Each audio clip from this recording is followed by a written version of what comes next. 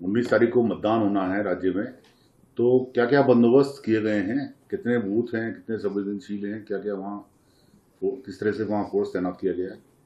देखिए, जैसा आप जानते हैं, 19 अप्रैल को हमारे राज्य में लोकसभा चुनाव के लिए 5 सीटों पे एक साथ मतदान होना है, प्रथम चरण में ही।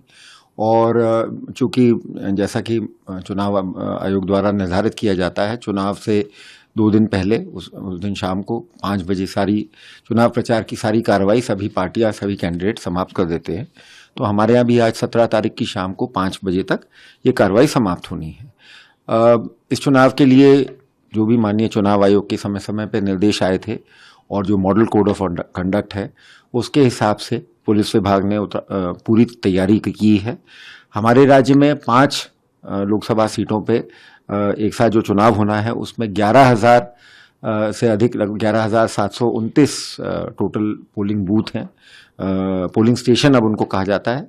और उसमें हमारे लगभग 1100 से अधिक संख्या के जो पोलिंग स्टेशन हैं वो अति संवेदनशील की कैटेगरी में रखे गए हैं। और बाकी जो हैं पोलिंग सेंटर्स जो हैं वो 10,000 से कुछ ज़्यादा जो है वो हमारे साधारण की श्रेणी में है। तो उन पे जो चुनाव आयोग के मानक हैं उसके हिसाब से हमने केंद्रीय पुलिस बल और होमगार्ड, पीआरडी और हमारा जो नॉर्मल पुलिस फोर्स है उसकी भी तैनाती की गई है।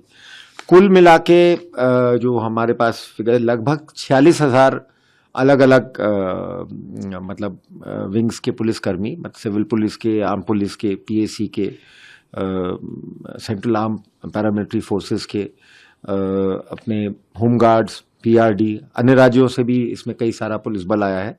तो लगभग 46,000 कर्मी इस मतदान की प्रक्रिया को शांतिपूर्वक करवाने में हमारे डिप्लॉयड रहेंगे।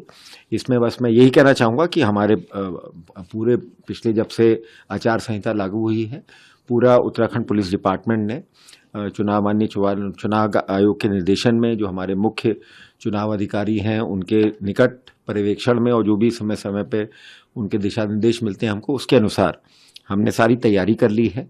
और हमारा उत्तराखंड का पुराना इतिहास रहा है कि यहाँ पे हमेशा बड़े शांतिपूर्ण और सौहार्दपूर्ण वातावरण में चुनाव हुए हैं। कभी भी कोई अप्रिय घटना कहीं से का कोई ऐसा वो नहीं हुआ है।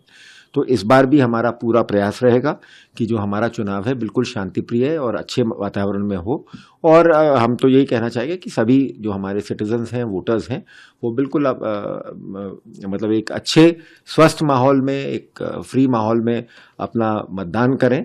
और सभी मतदाताओं को एक शांतिपूर्ण चुनाव के लिए मेरी अग्रिम से शुभकामनाएं।